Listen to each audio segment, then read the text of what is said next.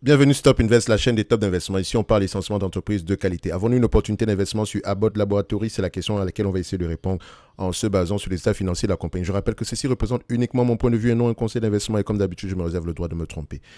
C'est une compagnie qu'on a déjà eu à mentionner il y a 11 mois. Ok, on va juste faire une mise à jour ici. Et vous savez que quand on a déjà mentionné une compagnie une fois, on ne va pas repasser sur le revenu, la croissance, machin, machin. Je pense que vous savez déjà faire ça. Donc les deux vidéos sont similaires. On va aller très rapidement droit au but.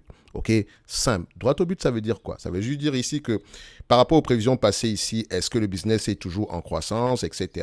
Qu'est-ce qu'on s'attend à voir quoi sur les mois à venir? Donc ici, je prends juste les. Déjà, c'est une compagnie ici qui exerce dans le secteur du matériel médical. Donc, watchlist. Donc, directement, je clique dessus. Je mets sur ma watchlist directement. OK, donc la watchlist sur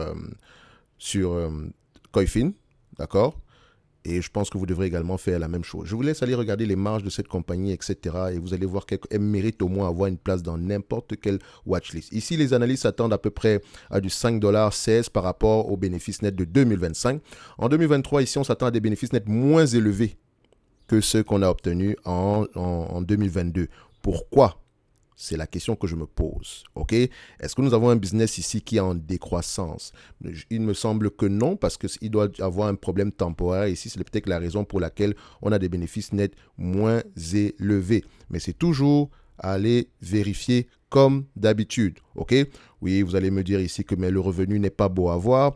Abbott Laboratories et la compagnie qu'on appelle AbbVie, c'était la même entité avant. D'accord? Je pense que je l'ai déjà mentionné ici précédemment. Donc, je vous laisse également aller regarder ça. OK? Donc, les bénéfices nets ici, voilà, vous allez dire que c'est en berne, machin, mais allez regarder en profondeur. Le business, en fait, n'est pas le même. Celui qu'on avait à cette période-ci, c'est pas le même qu'on a en date d'aujourd'hui. Donc, il est tout à fait normal qu'on ait cette évaluation, cette évolution-ci. OK? Donc, les analystes s'attendent à avoir moins de bénéfices l'année prochaine. Pourquoi? C'est la question qu'on devrait se poser. La réponse est dans les rapports financiers. Ne vous inquiétez pas par rapport à ça. Quand on va vous donner les revenus ici par rapport aux perspectives d'avenir futur ici, on peut le faire ici rapidement même. Donc je clique dessus, rechercher, d'accord. Donc ici, tac tac, on va investor relation. Donc on va investor relation, investor. Je vous dis déjà que cette compagnie-ci, à la limite, est correctement évaluée. Je ne considère pas qu'il y ait une opportunité d'investissement ici. Par rapport au prix de la dernière fois, ici, je ne vois pas un grand changement. Mais encore, ça dépend maintenant de ma lecture des rapports financiers. Peut-être qu'on a trouvé ici un médicament miracle à la Eli Lilly ou bien à la Novo Nordisk. Mais attention, elle est vendue. Elle vend ici des instruments médicaux, donc il faut faire attention par rapport à ça. Donc on a à peu près ici le conference call, donc le earning release ici de cette période du Q1 2023. Attention, il faut toujours écouter les conference calls. Si vous lisez les rapports financiers trimestriels ou annuels et que vous n'écoutez pas, enfin trimestriels généralement pour le annuel, il faut écouter, il faut regarder le Q4. Donc, il faut absolument toujours soit lire les transcriptions, d'accord, les transcriptions des conference calls. C'est important, ou bien écouter le conference call. Moi, je fais les deux. Donc, pendant le conference call, je lis la transcription et je vous ai déjà montré un logiciel ici sur lequel vous pouvez aller le faire, ok? Le logiciel s'appelle Quarter, d'accord? Pour ceux qui ne savent pas. Quarter. Q-U-A, Q-U-A-R-T-R. On va le dire comme ça. Donc, Quarter ici. Alors, par rapport, qu'est-ce qui s'est passé la période précédente ici? Donc, je vais juste vous montrer le quarter ici, le logiciel en question. On l'a déjà mentionné plusieurs fois, mais comme d'habitude, on ne sait jamais qui vient d'arriver, qui est là depuis. Donc, on va juste le regarder, le mettre ici. Je vous laisse aller regarder ça, c'est gratuit. Donc, je pense que ça vous sera utile de toutes les façons. C'est toujours bien à voir comme dans la boîte à outils. OK? So, ici, qu'est-ce qu'on a par rapport aux perspectives? Moi, je vais juste voir ça ici. Outlook. OK. Donc, elle a été impactée positivement par le Covid. La même chose. Dans la plupart des entreprises dans le secteur d'activité, dans ce secteur d'activité, ils vont avoir tendance à avoir la même chose. Enfin, on aura à peu près les mêmes informations. Ils disent ici, increase outlook for underlying based businesses. Donc, c'est-à-dire qu'on s'attend à une croissance ici pour le business sous-jacent hors Covid. OK. Donc, project, on prend ça. On va juste le mettre comme ça, ok. Et ça va le mettre en anglais. Attention, c'est pas un anglais parfait, mais voilà, ça vous donne à peu près, vous avez à peu près la direction. Les prévisions de bénéfices par action ajustées pour l'ensemble de l'année pour les activités poursuivies de 4,3 à 4,5 restent inchangées et reflètent désormais une augmentation des perspectives pour l'activité de base sous-jacente, compensée par une contribution plus faible des ventes liées aux essais du Covid-19. Donc, c'est-à-dire que les bénéfices seront moins élevés en cette année-ci parce qu'elle a bénéficié énormément du Covid, ok? Et donc, on aura tendance à avoir une certaine normalisation. Toutes les entreprises dans ce secteur qui ont eu à bénéficier du Covid ici, vous allez voir qu'elles vont avoir tendance à avoir des bénéfices nets moins élevés. Mais uniquement, c'est une situation temporaire parce que c'était déjà des compagnies en croissance. Donc, ce n'est pas des bénéfices nets qu'on va peut-être récupérer, mais dans 2, 3, 4 ans par là, ok? On a juste eu une avance ici. Donc, Abbott Laboratories en date d'aujourd'hui, comme je l'ai mentionné, est-ce que c'est une entreprise qui serait intéressante? On va faire simple. On regarde les prévisions des analystes ici. Qu'est-ce qu'ils vous mentionnent? On vous dit ici qu'on s'attend à du 5,16$. D'accord? 5,16$ l'action. Vous pouvez le voir ici. Attention, vous n'aurez pas accès à cette page ici parce que c'est la version il faut payer. D'accord? À un moment donné, il faut payer. D'accord? So, si vous aimez un produit, n'hésitez pas à payer également. C'est bien de rechercher jamais le gratuit, mais quand vous voulez investir, voilà, mettez-y de l'argent. D'accord? Au moins, ça vous permet ici d'avoir les meilleurs logiciels possibles ici. OK?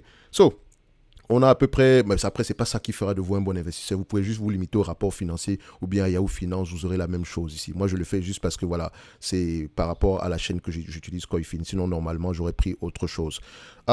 Ici, autre chose, en fait, il y a juste pas les graphiques. Donc, c'est pour ça que je vous le présente. Je ne vous présente jamais cette plateforme-là.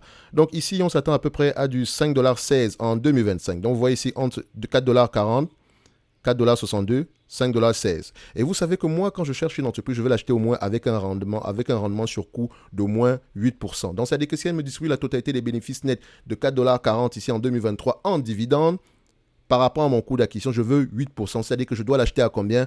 Je dois l'acheter aux alentours de 55$ l'action. Donc, on cote à combien? 107$ l'action. Et ça, je n'ai même pas encore pris en considération la dette. De toute façon, la dette ici, elle peut rembourser cette dette-là en moins d'un an. 4, ça fait elle a à peu près 8 milliards de dettes ici. So, on remarque ici que je ne paierai pas plus que 55$ l'action ici. Évidemment, il y a une certaine croissance derrière. Vu que je recherche ici à peu près du 5 points, je cherche toujours mon 16% ici par rapport à la croissance future ici. Donc, je me base sur celle de 2025. OK, là. Et vous savez que question croissance, beaucoup de choses peuvent arriver. Il n'y a pas de certitude par rapport à ça. Donc, il faut faire attention. C'est la raison pour laquelle on recherche toujours la marge de sécurité. On n'achète pas une entreprise à sa juste valeur. D'accord? Il faut l'acheter ici à un prix avec une décote substantielle ici afin de pouvoir bénéficier ici de la différence entre le prix, la valeur et le prix. OK? So, il y a également aussi avec une marge d'erreur parce qu'on ne sait jamais ce qui peut se passer après. OK? Donc, Abbott Laboratories pourrait ne pas augmenter ses marges. Abbott Laboratories pourrait avoir un problème de fraude. On ne sait jamais un problème ici au niveau de la qualité de ses produits. Donc, on est à l'abri de rien du tout. D'accord? La seule chose qui est certaine aujourd'hui, c'est le passé. La seule chose. Le futur, généralement, il est incertain. Donc, il faut faire très attention quand vous jouez avec la croissance. D'accord? Donc, ici, je vais prendre à 8% de rendement ici. Donc, c'est-à-dire que je ne paierai pas plus que 65$ l'action en prenant en considération cette mini-croissance future-là. OK? So, si on va plus loin que ça, vous allez voir que le prix, on va augmenter, d'accord? Parce que si on s'attend ici à 5,97$, mais attention, ils sont 3 années. J'aime toujours prendre le maximum d'analyse possible ici. Donc, c'est pour ça que je me limite à 2025, généralement. D'ici à 3 ans, généralement, ils sont assez nombreux, d'accord? So, ici, je ne dis pas que 3, c'est pas beaucoup, mais parfois 3, c'est beaucoup sur certaines entreprises. Mais voilà. Donc, vous comprenez que en date d'aujourd'hui, ce n'est pas assez intéressant pour moi. Ce n'est pas assez intéressant pour moi. Je n'ai pas envie de payer 107$ l'action pour recevoir au moins chaque année 4,40$. 25 fois les bénéfices, pourquoi? Alors que j'ai du Zimmer Biomet qui me propose un rendement plus élevé que ça. Pourquoi est-ce que je vais payer ce rendement, je vais payer ce montant-là ici?